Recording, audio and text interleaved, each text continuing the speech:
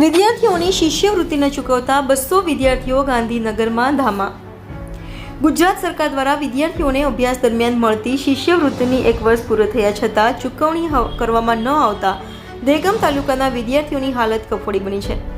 ત્યારે આજે દહેગામ તાલુકાના અલગ અલગ ગામોના 200 વિદ્યાર્થીઓ સાથે દહેગામ વિદ્યાર્થી નેતા ઘનશ્યામસિંહ ઝાલા તેમજ વિજેન્દ્રસિંહ મકવાણા સાથે ગાંધીનગર વિકસિત જાતિ અને એસટી નિયામક ગાંધીનગર ખાતે શિષ્યવૃત્તિ માટે રજૂઆત કરવામાં આવી હતી.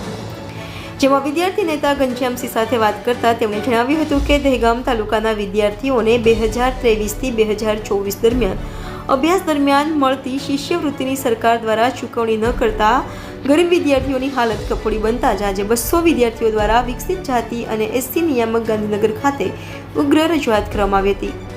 સરકાર દ્વારા જો આ વિદ્યાર્થીઓની શિષ્યવૃત્તિની ચૂકવણી કરવામાં નહીં આવે તો ઉગ્ર આંદોલન કરવામાં આવશે તેવું વિદ્યાર્થીઓ દ્વારા જણાવવામાં આવ્યું હતું. Reporter Jayantibhai Patel, India 24 news, Dehgam.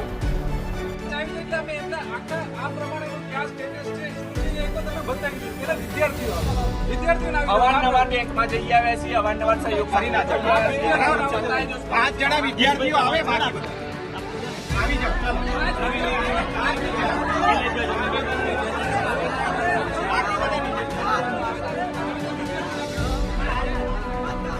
વિદ્યાર્થી જશે, વિદ્યાર્થીની